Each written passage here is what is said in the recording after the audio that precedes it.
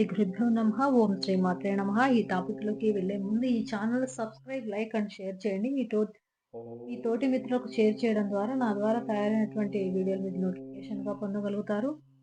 ఈరోజు మనం టాపిక్ వచ్చేసి సాధకులు మంత్ర సాధన చేస్తున్నప్పుడు ఎలాంటి అనుభవాలు కలుగుతాయి? ఎలా ఉంటాయి? అనుభూతులు ఎలా ఉంటాయి?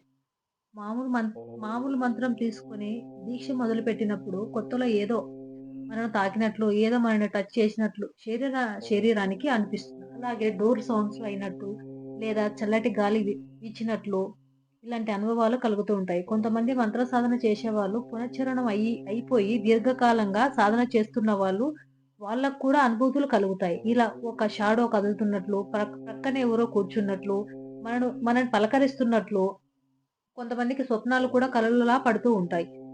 కలలలో ఎక్కడికో వెళ్ళినట్లు, అది ఎప్పుడో చూసి ఉండం. అలాంటి ప్రదేశాలకు మనం వెళ్ళినట్లు, ఒక పెద్ద దేవాలయం ఉన్నట్లు, మీరు దర్శనం చేసుకున్నట్లు, పూర్వజన్మలో మనం అక్కడ సంచరించి ఉంటాం. ఆ దేవాలయం, ఆ దేవతను దర్శించి ఉంటాం. లేక అక్కడ తిరిగి ఉంటాం. కలిసి పెరిగి ఉంటాం. సాధకులకు ఇది గొప్ప అనుభవం. మంత్ర సాధన వలన ఆ దేవాలయాలు అద్భుతమైన ప్రదేశాలు, సాధకుల సాంగత్యం ఇలా ఒకరికి జరిగింది ఇంకొకరికి జరగాలని లేదు. వారి వారి కర్మ ఫలితాన్ని బట్టి ఎవరి పుణ్య ఎవరి పూర్వజన్మ అనుభవాన్ని బట్టి వారికి జరుగుతూ ఉంటాయి. ఇలాంటి అనుభూతులు కలిగినప్పుడు మనం భయపడాల్సిన అవసరం లేదు. ఇవన్నీ కూడా మంత్ర సాధనలో ఒక భాగం మాత్రమే. ఈ అనుభూతులు ఇవన్నీ మనం ఆస్వాదించాలి, స్వీకరించాలి. ఇంకొకటి ఏంటంటే అమ్మవారి మనం హోమం కానీ, జపం కానీ ఏదైనా చేస్తున్నప్పుడు లేదా పూజ చేస్తున్నప్పుడు మనసులో అనిపిస్తుంది. ఇవాళ మనం పరమాన్నం లేదా గారెలు పెడదామని అనిపిస్తుంది. పెడదామని అనుకుంటాం. కానీ పులిహోర పెట్టాలనుకుంటారు. పులిహోర అది మనకే తినాలనిపిస్తుంది. మీ ఆత్మలో ప్రవేశించినటువంటి మంత్రశక్తి యొక్క భావం అది.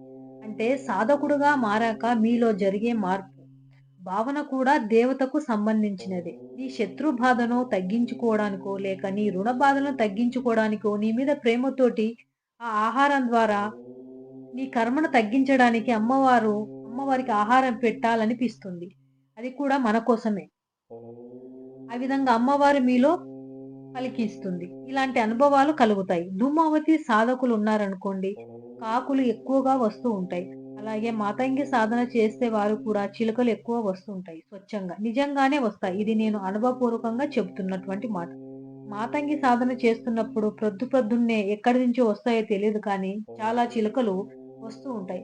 అలాగే కాళీ లేదా కాలభైరవ సాధన చేస్తున్నప్పుడు రోడ్డు మీద వెళ్తుంటే మనకు కుక్కలు వెనుకబడుతూ ఉంటాయి. అంటే మనల్ని ఆకర్షించబడతాయి. అలాగే ఏ సాధకుడికి ఆ దేవత వాహనం ఉందో ఆ వాహనం యొక్క జంతువు ఆకర్షించబడతాయి.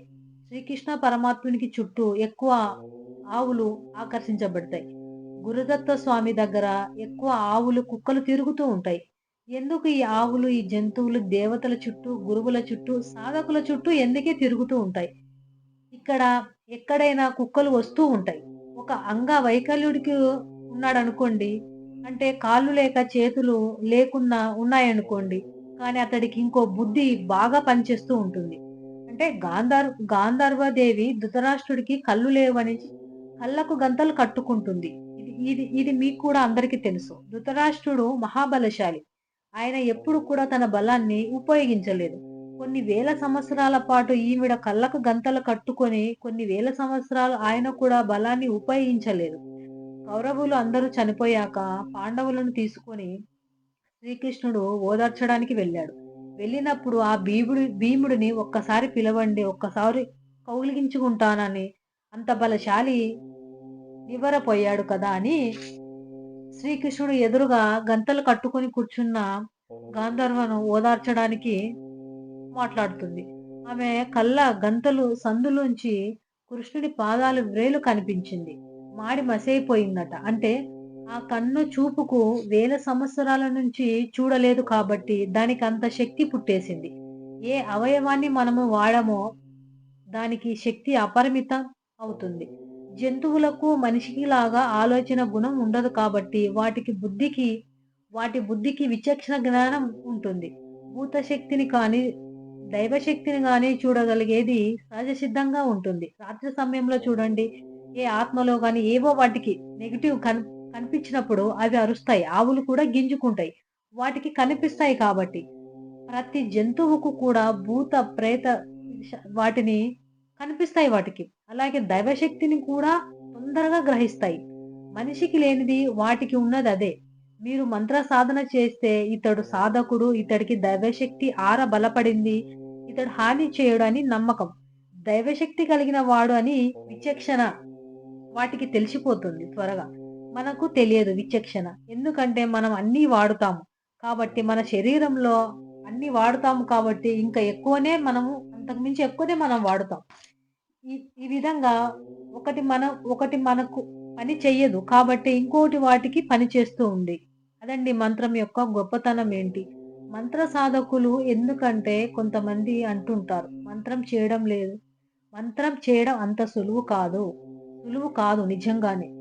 ఏది సులువు కాదు? ఒక మంత్రం సాధన ఏంటి చెప్పండి? ఏ పనైనా చేయాలంటే సులువు కాదు. కానీ మనస్సు పెట్టి ఏదైనా సులువే మనం చేయాలనుకుంటే. ఎవరో చెబుతుంటారు మంత్రం చేయడం లేదండి నిరుత్సాహపడుతూ ఉంటారు. దేవత అనుగ్రహించి అనుకుంటే దీనికి లోటు ఉంటుంది చెప్పండి. నోటి మాట రాని తెనాల రామకృష్ణ వారికి విద్యనిచ్చింది, ధనాన్నిచ్చింది. ఏమి రాని కాళిదాసు వారికి అద్భుతమైనటువంటి కవిత్వాన్ని మహాకవి కాళిదాసుని చేసింది. ఎంతమంది దేవత అనుగ్రహం పొంది ఉన్నత స్థాయిలో ఉన్నవారు చాలా మంది ఉన్నారు.